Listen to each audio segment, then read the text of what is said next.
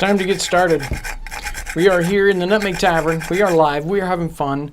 I'm your host, John Townsend, and we're going to be talking about fun 18th century stuff, very 18th century stuff here in the live stream today. I am also joined by people you cannot see because they're hiding on the other side of the time vortex. Lauren is in the chat. Hello. And Ivy is on the console. Hi, everybody. Just to stretch way up there to reach the talker machine. Anyway, so I thought it's okay. Let me put my thoughts together here because they're all over the place. So today's live stream, I'll be talking about a particular book. So over on Townsend's Journal, I wanted to get back in and do some reading of journals because they're so very helpful to us to understand the mindset of, a lot of times I try to pick out just common kind of people in the 18th century and to understand the way they live and the kinds of things that they encounter.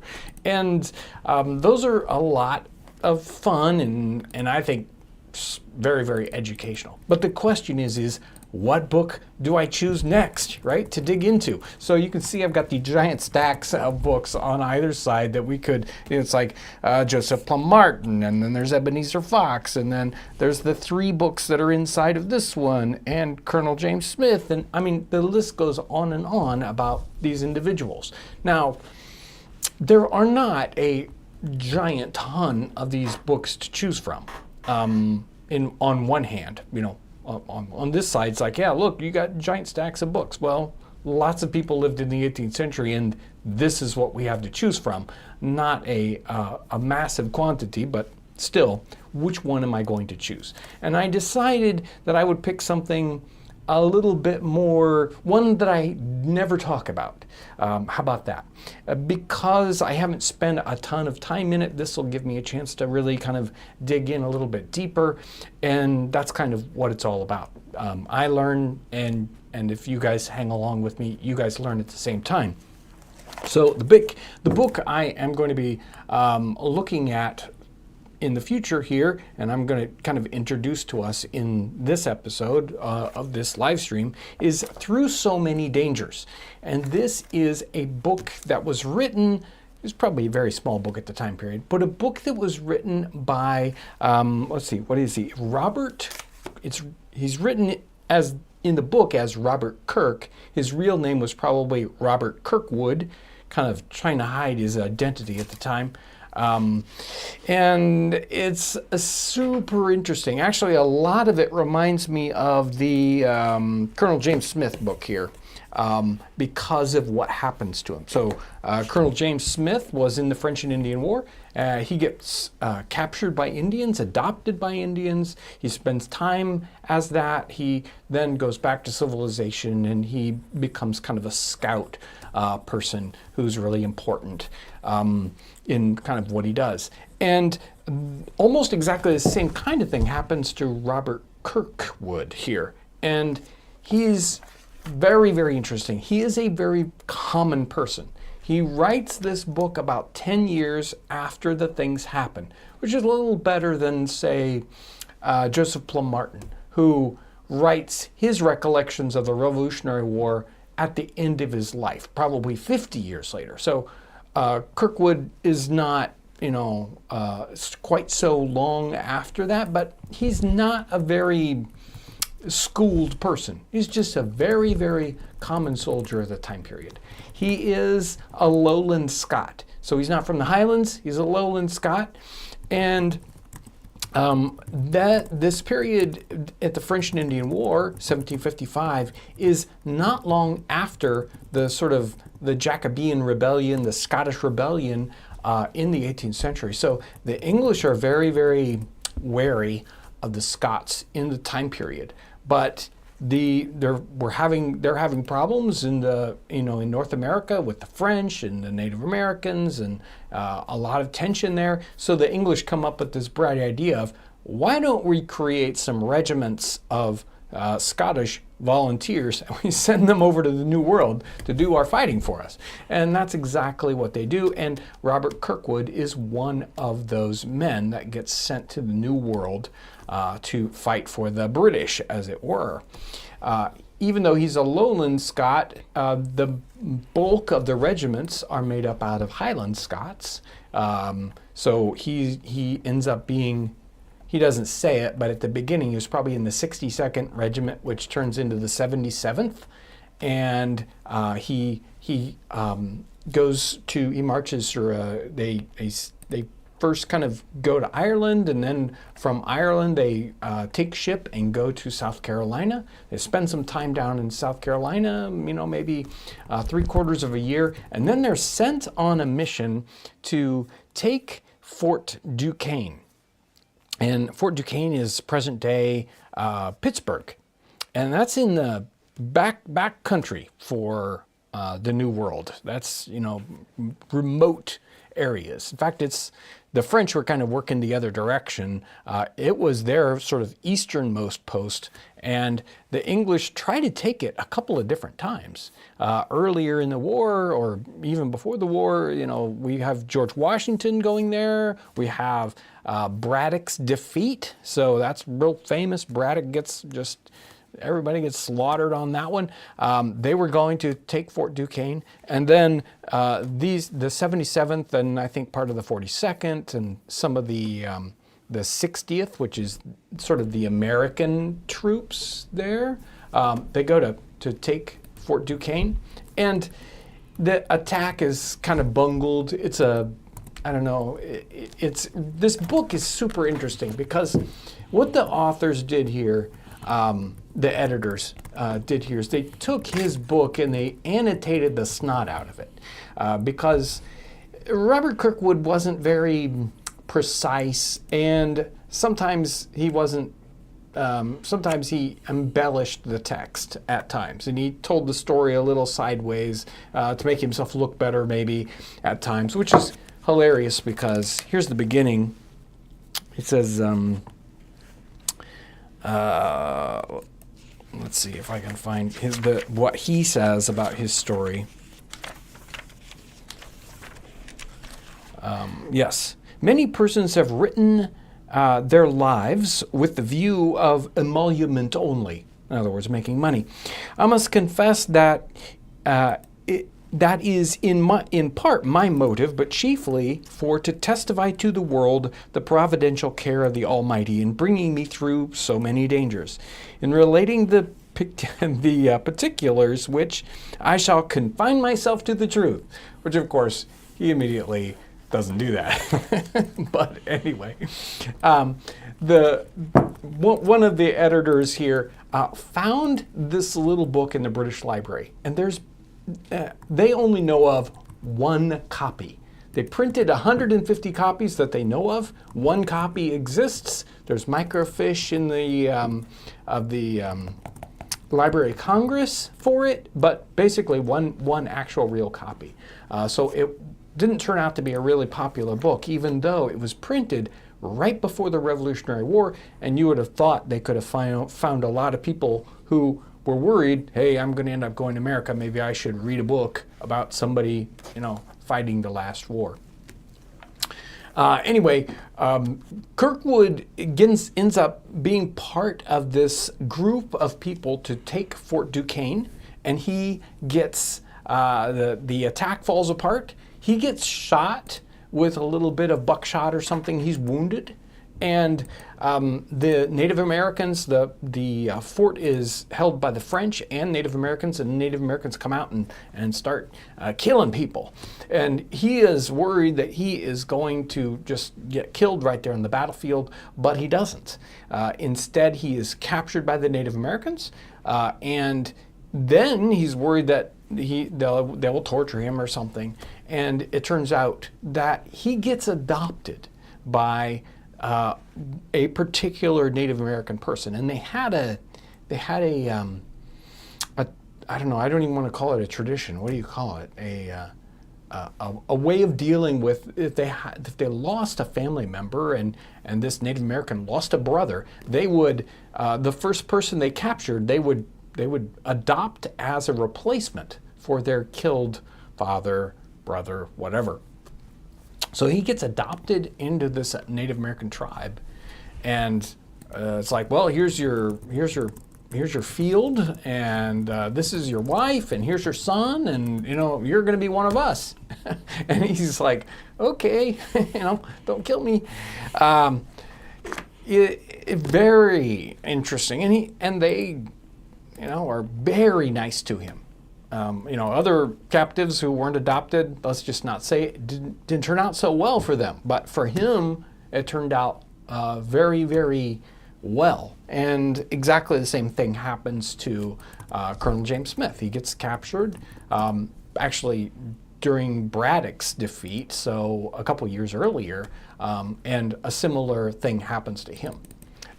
So Kirkwood spends time as a Native American. He hunts. They cut his hair. They give him all new clothes, and his brother wanted to cut his ears to make him look like a Native American. He convinced him not to do that, but he is all the time basically looking for a way to get back to civilization. A lot of people are taken captive. I don't know, a lot. It's a tough number to kind of nail down. But many people get taken captive and kind of adopted into tribes in the 17th century, in the 18th century, even a little bit in the 19th century. Depending on the age at which people get adopted into those things, some people do not want to return. Generally, if they're taken fairly young, they kind of really get assimilated into that culture and they stay. But generally, at the age of Kirkwood, those people are like, no, I'm going to get back to civilization at one point.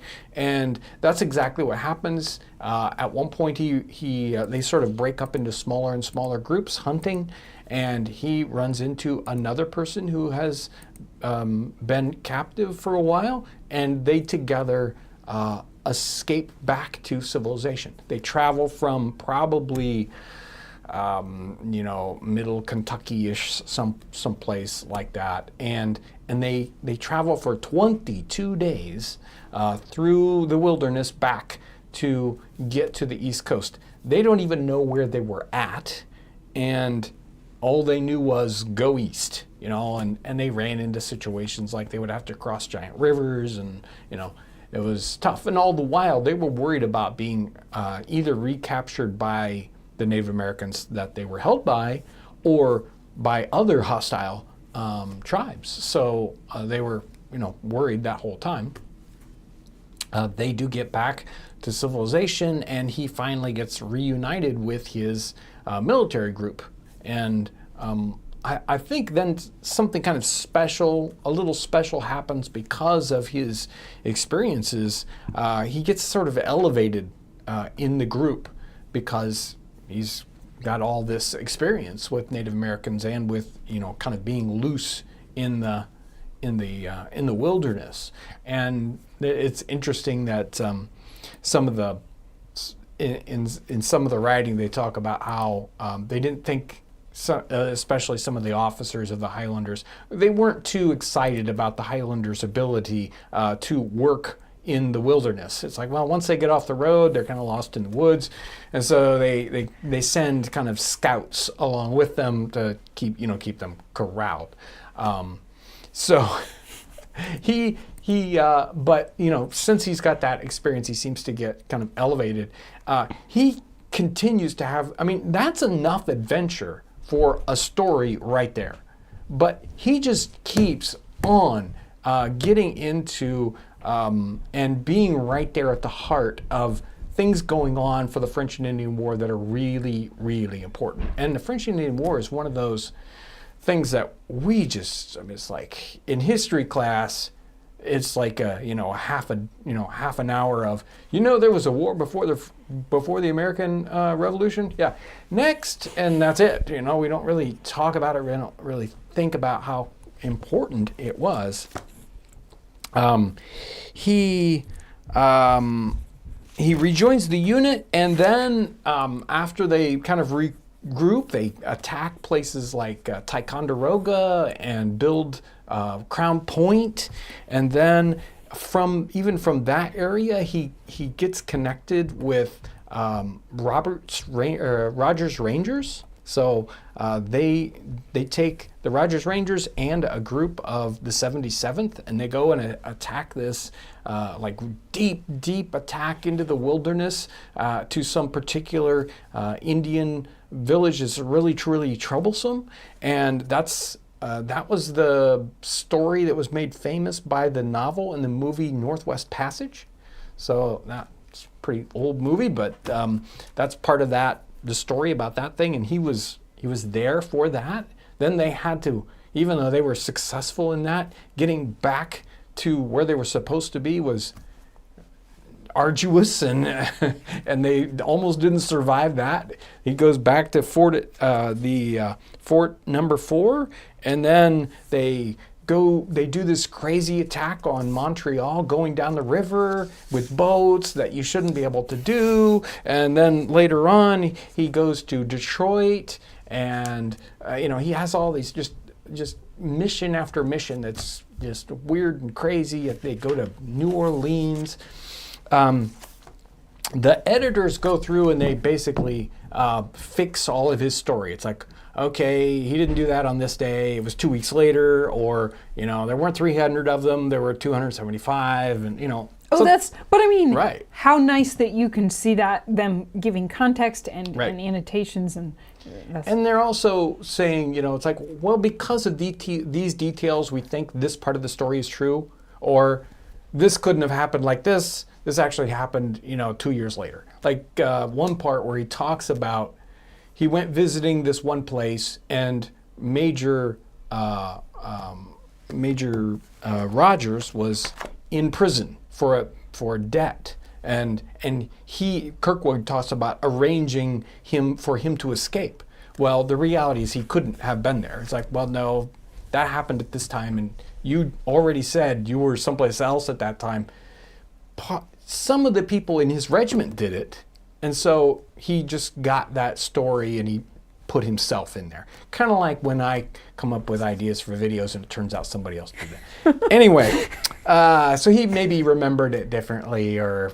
and also, like, I'll remember an event quite clearly, and if you ask me what year it happened in, I'm like, well, yeah. I could tell you what decade it happened in. I'm truly amazed that they get as close as they do, right? It's like, well, it was the 4th of July, it's like, that was... It was probably summer. Right, I couldn't pick the year, much less the month.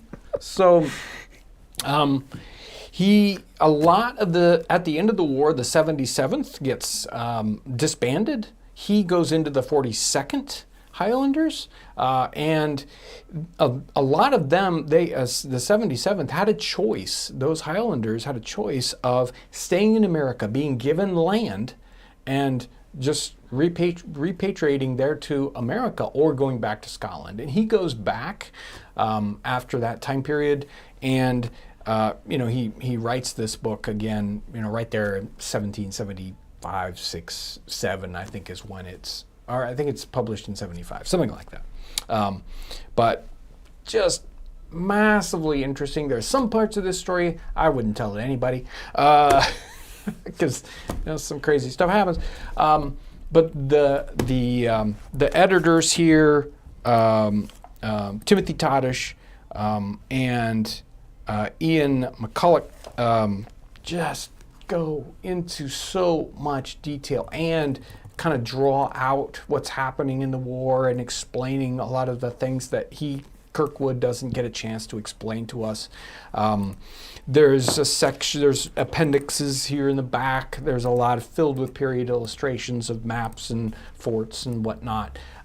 So there are some strange things about the book where Kirkwood sort of, or the people who printed it inserted other people's writings and attributed it to Kirkwood, but it's obviously somebody else's writing, like from 100 years earlier, talking about dealing with Native Americans. But he really goes into in depth about what's going on with a lot of these, and they help us out with the context on that.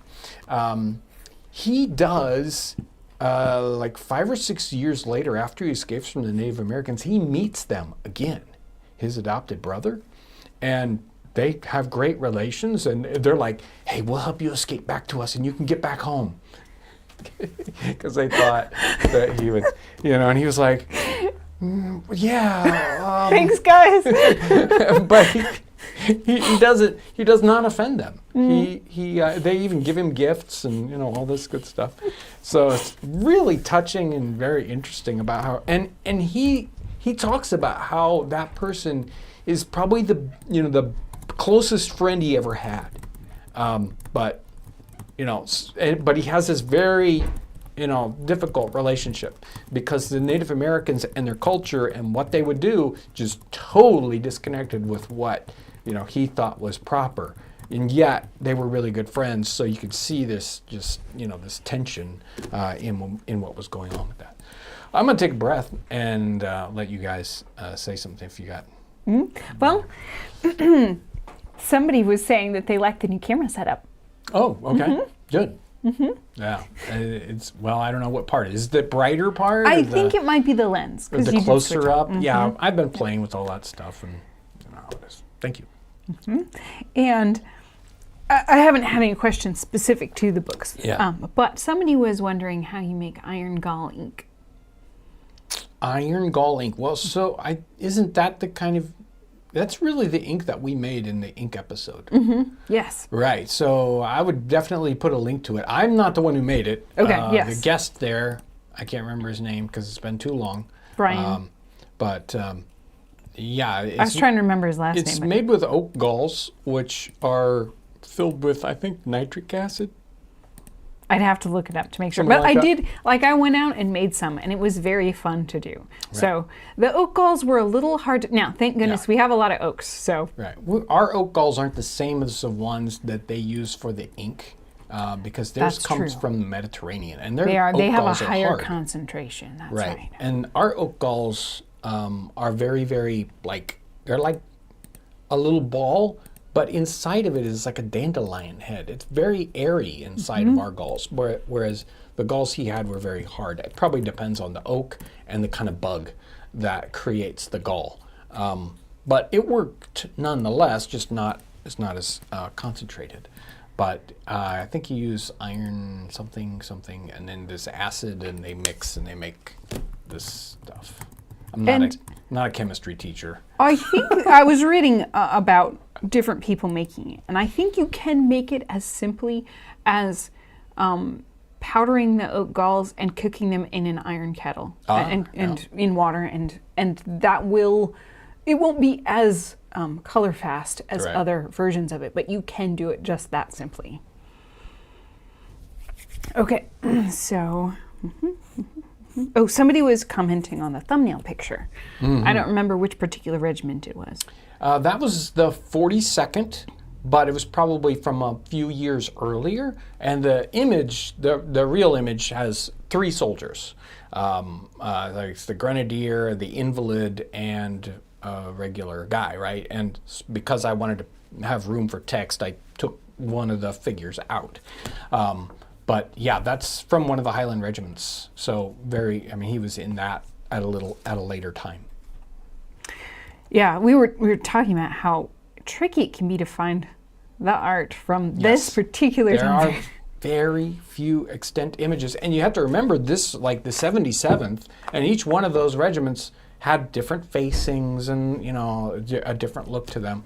The 77th was only really. It really wasn't in Great Britain for any great period of time. Like they were setting it up and impressing. A lot of those Highlanders were impressed.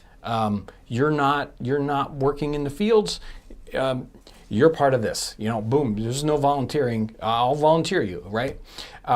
They didn't spend that long in Great Britain, only a tiny bit of time in Ireland. They spent all their time in North America, and then they were disbanded in North America.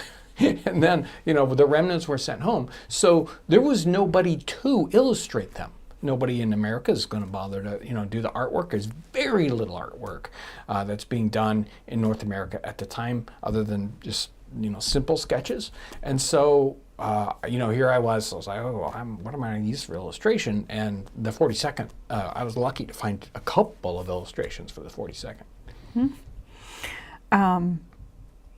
I'm always delighted to find North American art. Yes. So somebody was asking, could you publish a reading list of 18th century life? You must have some great references. There's a, I could try. There's a really good reference that you remember the Facebook group for the 18th century sailor? You remember that guy? I've talked to him some in the past. And anyway, he had a super good list on his blog. Okay, let me make a note and we'll try to get it into the of sailors' accounts. And that's where I found some of the, it's like, oh, that's a good find. So he's found a lot of those, and undoubtedly there's other sort of reading lists for other writers in journals and memoirs from the 18th century. So we'll see what we can do to find at least links for you if we don't put something together. Yes. And there have been a lot of comments about the marathon live stream, the 24/7 live stream. Okay, so let me before we get to that, every week I try to get to the brand new, renewing YouTube members and Patreon folks, and these are new and renewing YouTube members. K and K plus 3+3.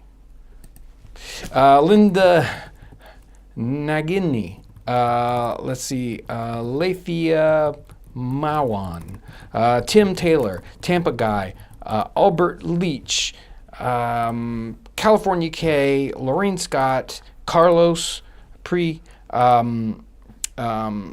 Kimberly Cook, Jared Robbins. I got some of the older names here that these people are like super. Speed and Style Tony, of course, Aaron, Johnny Mayo, Julie Stevens, Joyce Johnson, Max Arcool, Journey65, Jay Sanders, John Kennington, and John Talley. And then super special thanks to the folks that are helping us out as moderators on those 24/7 live streams: Hannah, Derek, Carlos, and Aggie Maggie. So and that brings us to those 24/7 marathons. So we talked about the 24/7 marathon concept last live stream, and I've been watching the chat, been in there a lot. Interesting. I think a lot of people are kind of catching on about, okay, what's going on here? Yes, I was very new to the 24 concept, so Dad explained it to me 3 times, and I'm like, okay, okay. Right.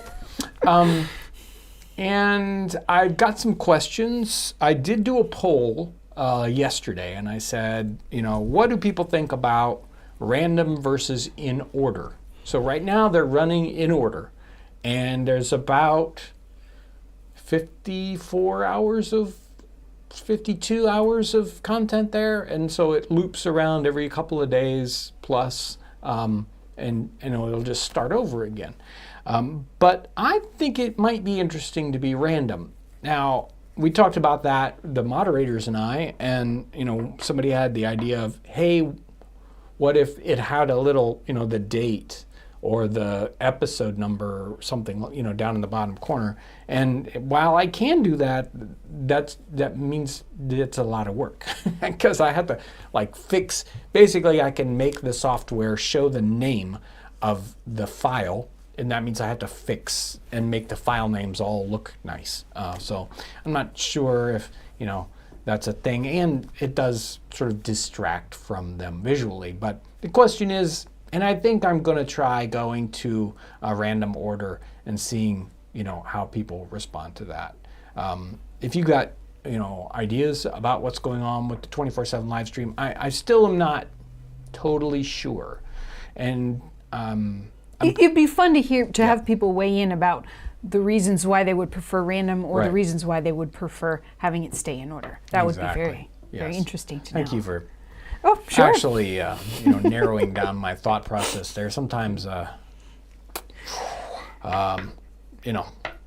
but I am really kind of interested. We for the first couple of days it stayed in that 150 to over 100 people. Now it's kind of settled down into the between 50 and 100 depending on the time of day and night. It's very interesting to see when it gets more popular. So oddly enough, 3 o'clock in the morning is a popular time for people to tune into that. Maybe because they can't get to sleep, or maybe because they're on the other side of the world. I don't know. But make a third 24/7 for live streams. I don't know what that means. Make a third what? Make a third live stream? I guess you could have one live stream that was running random and one that was running that fixed. Well, that's a possibility. It is. Or, if you were going to do a different live stream, like, for instance, maybe a homesteading one, it would make sense to not have it be random because you would see the progression of it. Well, that's true. But the cooking ones are a little more well-suited to being random. I don't know how many hours of content that we have in homestead land, so I'm not sure. Even the journal readings, that's only like 16 hours or 17 hours of content, so it loops pretty quickly. But that content is very easy for me to produce, so I can create more of that and have that live stream be longer. So, gotcha. But Terry Weston, who had commented, AM Radio had commented about the third live stream for archived live streams. And we had talked about that, but we don't record them typically, which means it would be pretty low visual quality. Yeah, so the live streams, we can download the live streams from YouTube, but they're only downloaded as a 1280. But the audio is there, and since most people are probably just paying attention to the audio, it's a boring, visual. Look, I can watch John for 24/7. So that is an idea. We could download those and kind of put them together as a thing. We could even kind of chop and edit them a little bit to have the more interesting parts of the live stream. Again, sounds like work, but we could do that. It would be interesting. That might be a thing to do over on Townsend's Journal. The other thing we don't know is how this affects the algorithm. We don't know how it affects what's going on with YouTube, good or bad. And I think there's some things that could be good, but probably better for that little sub-channel to take the hit, depending on what that is. The software end of it is not too difficult or tremendously expensive, so it's a very doable thing if people would find this useful to them. I'll say it like that.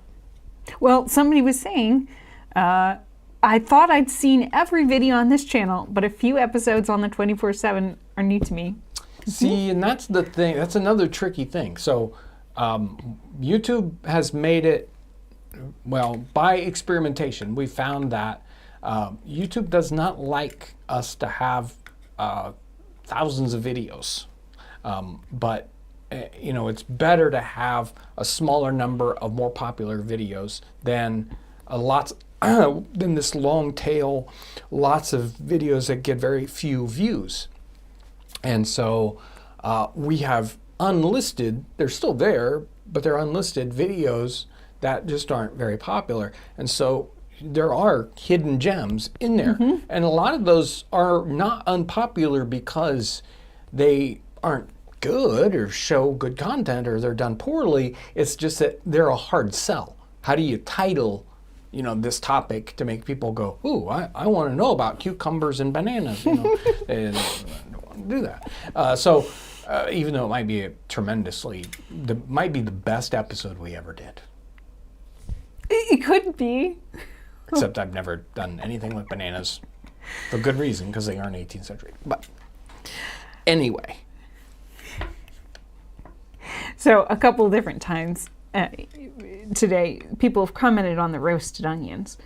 Somebody was saying that they had tried it, and it was making me think about that being one of the really fun ones that it's not hard to convince someone to try out this recipe. You're like, it'll be great. Yeah. There's something about some of the recipes that we've done that are completely intriguing from the first, click second you hear about it. And of course, those are golden episodes that everybody, the concept is just instantly, I get that. It's like, okay, roast, what? And everybody will, kind of click on it and it goes crazy. And, there are other ones that it's still a really interesting concept, but it's hard to sell. So some of the simplest foods are that way. The ship's biscuits, I think, have always been a popular topic because they are a very interesting concept that we don't quite have today. And roast onions are, or baked onions, depending on how you look at it, are just a tiny twist off of baked potatoes and everything else. And, everybody's got the concept of, you cook onions a certain way, but just the idea that you can just drop them in there whole and, they turn into this amazingly yummy thing is something totally different. Okay, so I have a couple different super chats, and they're kind of tucked away in different places. So one of them is from a comment on the last live stream, and this is from Mandatory Carrie, and it says, "Thank you. By the way, baby girl Carrie is moving in with my father, so she's offered to show her grandfather how to make hardtack, ship's biscuit, pemmican, and portable soup, the three that her mother used during the blackout." There we go. That just sounds like such a fun cooking project. Yeah. And then from the 24/7 live stream, which of course we only see, most of the time we only see afterwards. So this is from the Feral Grandma. "Thanks for this. I love that you give the cookbook titles. Yeah. So you know which one you're cooking out of." And then from Mandatory Carrie, "Thank you." And then from Tim LB, "A pair who's very excited." It says something, but yes. it's too small It's for one me of those to little read. stickers. Yes, it is. Those And then things. from Pumpkin Pie, "Love this channel." And then from today, Mandatory Carrie, "At the VA, but thank you. We'll watch a rerun ASAP." Yeah, I am. I'm kind of the 24/7 live stream has kind of made people think about the channel in a different way. Especially, I think, when you see the body of work in the whole, because you see an individual video, it's just it's a little piece of what we do, but when you can kind of see it stretched out over time and the hours of stuff that has, because you can think of it like this: every 5 minutes we've spent 24 hours on. So add that up. It's like, okay, 60 hours of 5-minute chunks, and you've got a lot of time that was spent putting together the video work, whether it's me on the front end doing kind of research or thinking about what I'm going to say, or the editors, or the time spent in filming, because a 10-minute episode, a 15-minute episode, we will spend all day shooting. We'll start in the morning and we'll shoot and maybe be done finally at 4 o'clock. So every episode has got this giant thing behind it, which is another one of those. That's crazy, John.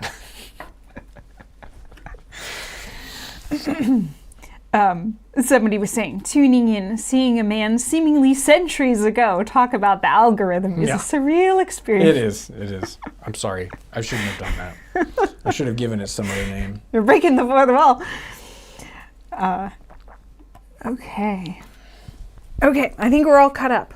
Yes, I think those were the ones I need to round up today?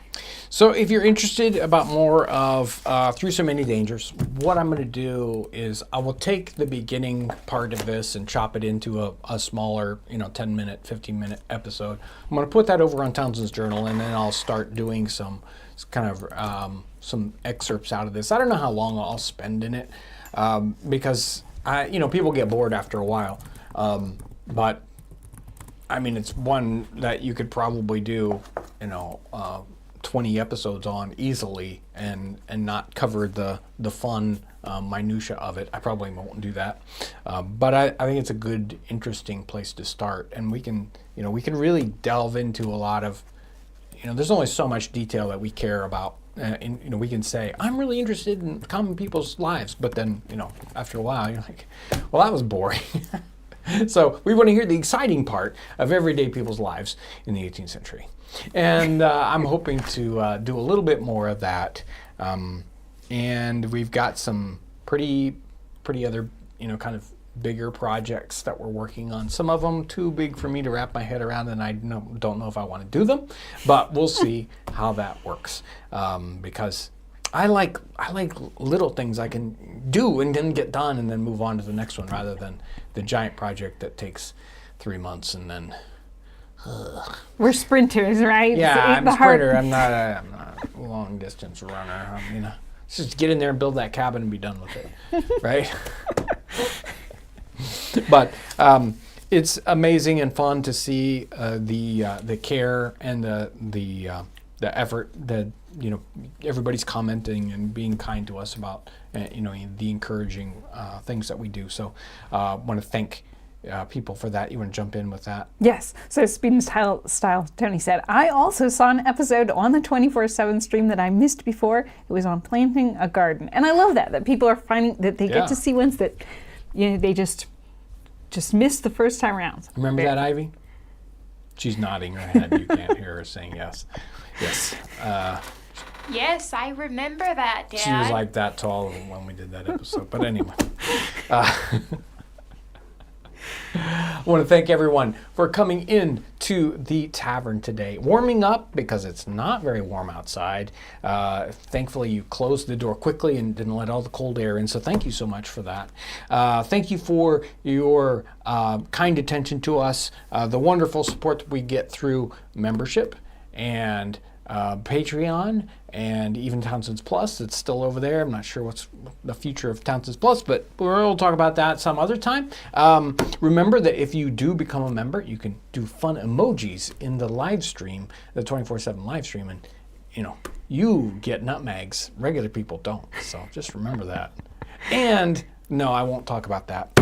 That's a future thing that I'll talk about. People talk about that in the future. Again, thank you so much. I hope you have a wonderful, warm, and restful weekend. Thanks for watching.